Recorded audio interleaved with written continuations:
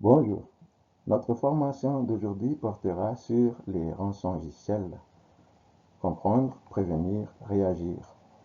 À la fin de cette formation, nous saurons comprendre c'est quoi un rançongiciel, savoir comment le prévenir et puis finalement comment réagir en cas d'attaque.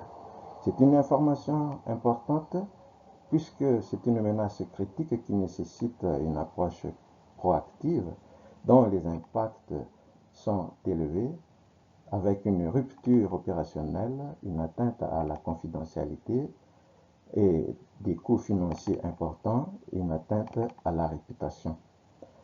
Statistique Canada en 2024 mentionnait que 16% des entreprises canadiennes ont subi un incident en cybersécurité, dont 13% de rançongiciels.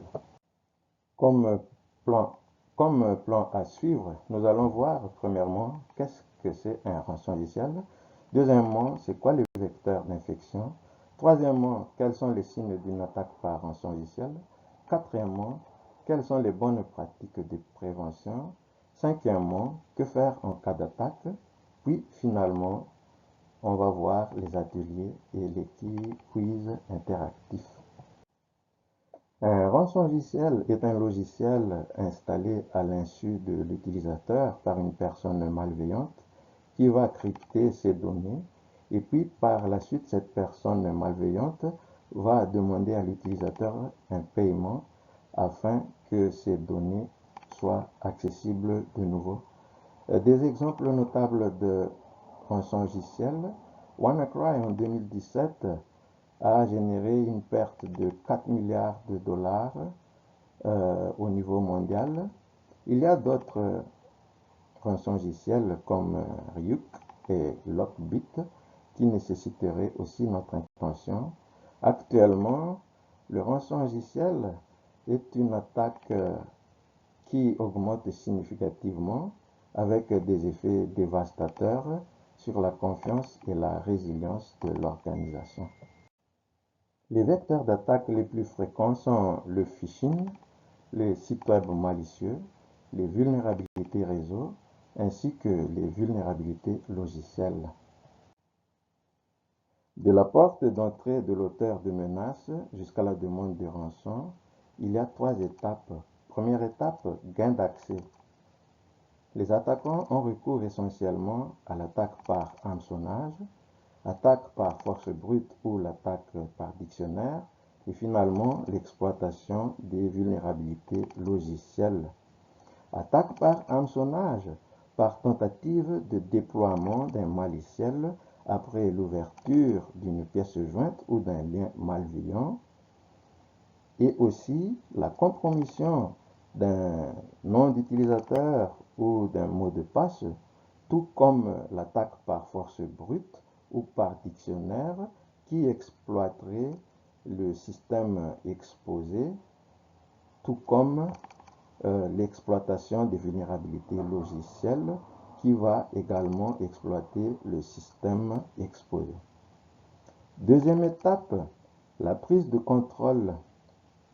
Ce serait alors l'infection d'autres dispositifs et le contrôle complet de l'accès au système. Et finalement, la répercussion sur l'organisation de cette attaque serait le vol de données organisationnelles ou la destruction des sauvegardes ou le chiffrement des données si la demande de rançon n'est pas honorée. Bonjour à toutes et à tous. Je vais continuer à présenter les points essentiels pour comprendre, prévenir et réagir face aux rançongiciels. Donc, un petit récap. Les rançongiciels sont des logiciels malveillants qui chiffrent les données de leurs victimes et exigent une rançon pour leur institution. Donc, il y a des signes d'attaque pour qu'on sache ou reconnaître qu'il y a une infection. Donc, parmi ces signes-là, il y a le ralentissement anormal de notre système informatique, donc il devient très lourd, donc par rapport à, par exemple, les jours avant. Et aussi, on peut voir des messages de demande de rançon explicite qui tournent au rond sur notre écran, ou bien, par exemple, je perds certains privilèges si j'ai, par exemple, je suis un administrateur et j'ai l'accès total sur mes données là. Je vais perdre mes privilèges sur ces données-là. Aussi, je peux voir la présence de fichiers chiffrés avec des extensions un peu bizarres. Comme par exemple lockedla, ces signes-là vont me dire que je suis infecté, donc il est tout de suite crucial d'agir rapidement pour limiter la propagation. Pour contrer ce phénomène, il faut des bonnes pratiques de prévention. Ces bonnes pratiques reposent sur 3 piliers. Donc, un, c'est la sensibilisation. Donc, il est fortement conseillé de former régulièrement nos collaborateurs aux menaces actuelles, notamment par des ateliers et des simulations de phishing. Aussi, de la formation sur des plateformes en ligne comme Terranova ou Proofpoint qui proposent des modules adaptés à ce phénomène-là. Il faut aussi adopter une bonne pratique hygiène individuelle comme vérifier l'expéditeur des emails suspects et alerter nos camarades s'il y a un email suspect et le supprimer tout de suite, ou bien appliquer aussi la règle de 3, ou bien 3 copies sur 3 supports différents, disques durs, cloud et autres.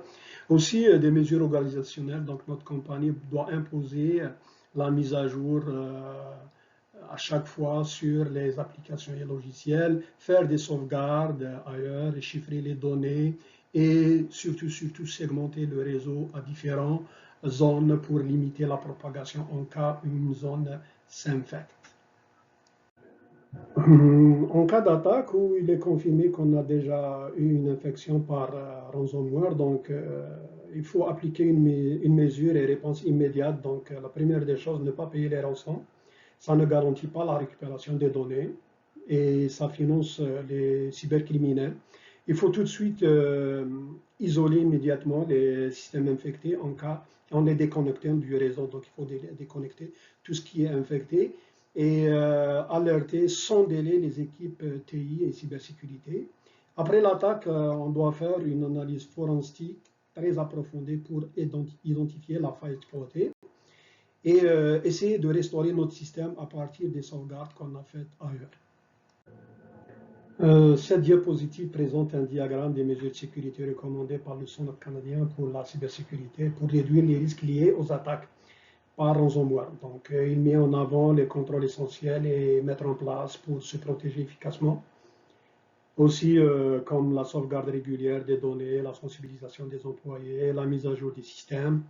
Les bonnes pratiques sont indispensables pour limiter l'impact d'une attaque et renforcer la résilience de notre organisation. Donc, suivre cet organigramme ou bien ce diagramme qui est proposé par le Service canadien de cybersécurité, ça diminue les risques de ransomware ou rançongiciel. Comme approche proactive et interactive, donc pour renforcer la vigilance, il est recommandé d'organiser, comme je l'ai dit tout à l'heure, des ateliers et des quiz interactifs, comme ceux proposés par CyberEduc, Microsoft Forum ou Kahoot. Donc ces outils permettent de tester les connaissances et de maintenir l'attention sur les bonnes pratiques à adopter au quotidien. Donc vous allez trouver un lien d'un quiz qui contient 94 questions à peu près, donc qui est rédigé par ANSSI. Donc essayez de le simuler, de répondre à ces questions-là pour bien se sensibiliser de ces attaques-là de rançongiciel. Donc voilà, pour conclure, ce qui résume notre présentation. Donc, la lutte contre les rançongiciels ou bien ransomware repose sur une approche holistique qui est la sensibilisation, la prévention proactive et la réponse immédiate et aussi les technologies de sauvegarde qu'on utilise. Donc, chaque maillon de la chaîne est très important pour protéger l'organisation contre cette menace. Donc, je vous remercie de votre attention. Je suis maintenant à votre disposition pour toutes vos questions ou recommandations, en ligne bien sûr, parce que cette présentation-là va se mettre en ligne. Donc, n'hésitez pas de nous envoyer des courriels ou des messages via Moodle ou bien courriel.